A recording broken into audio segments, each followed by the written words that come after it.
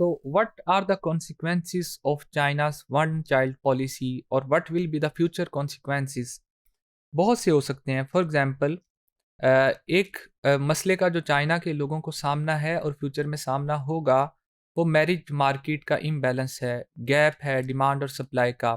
क्योंकि जब उन्होंने बच्चों की पैदाइश पे लिमिट लगाई कि सिर्फ़ एक ही बच्चा पैदा होगा, तो इसका मतलब ये है कि बहुत से लोगों ने इसकी ऑप्शन को एडॉप्ट किया कि बच्चा अगर मेल चाइल्ड है तो वो उसको ले लेते थे, और अगर फीमेल चाइल्ड है तो वो उस फीमेल चाइल्ड को एबॉर्शन के ज़रिए या किसी और ज़रिए से ख़त्म करवा देते थे।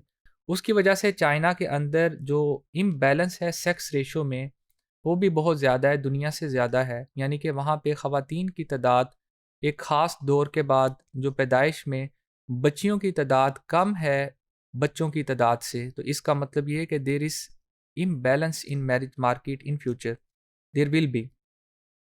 एल्डरली सपोर्ट पे फ़र्क पड़ेगा। हमारे जैसे माशरे में माँ-बाप बूढ़े होते हैं, दादा-दादी और दूसरे लोग होते हैं, उनको सपोर्ट करने के लिए काफ़ी बच्चे होते हैं। लेकिन जब एक ही बच्चा होगा, तो एक बच्चे के लिए 2 माँ-बाप को सपोर्ट करने का मतलब ये है कि पेरेंट सपोर्ट रेशियो कम हो जाएगी। तो आपने एक चीज़ को अपनी कुछ असम्पशन्स, परसेप्शन की बुनियाद पे कुदरत के कवानीन में अगर बहुत ज़्यादा इंटरफेरेंस की है, तो उसका नतीजा फ्यूचर में इस तरह की चीज़ों की सूरत में भी निकलेगा कि आपके बूढ़े लोगों को सपोर्ट करने के लिए यंग लोगों की तादाद कम होगी।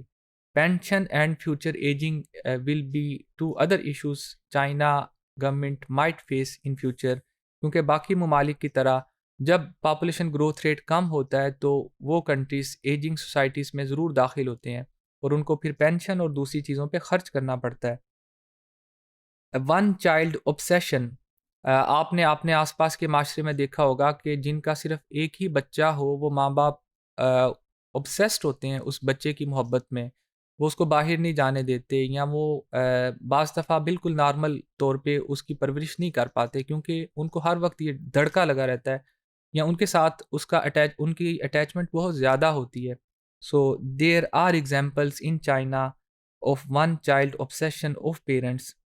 This is a great violation of human rights. मैं समझता हूँ कि इतने बड़े पैमाने पे इंसानों के जो बुनियादी हकूक़ हैं कि वो ख़ुद इस बात का फ़ैसला करें कि उनके यहाँ कितने बच्चों की पैदाइश है, इसको हुकूमत ने कंट्रोल किया है और इतने अरसे तक कंट्रोल किया है। This is a great great violation of human rights. Nobody should decide other than parents और फैमिली। ये बिल्कुल नहीं होना चाहिए। This is highly unnatural. बिल्कुल कुदरत के कवानीन के ये ख़िलाफ़ है। इंसान जब बहुत ज़्यादा इंटरफेरेंस करता है कुदरत के कवानीन में, तो फिर उसको ऐसे मसाइल का सामना करना पड़ सकता है जो उसके तसव्वुर में नहीं आ सकते। आने वाला वक्त बताएगा कि चाइना को उनमें से किन मसाइल का सामना करना पड़ सकता है।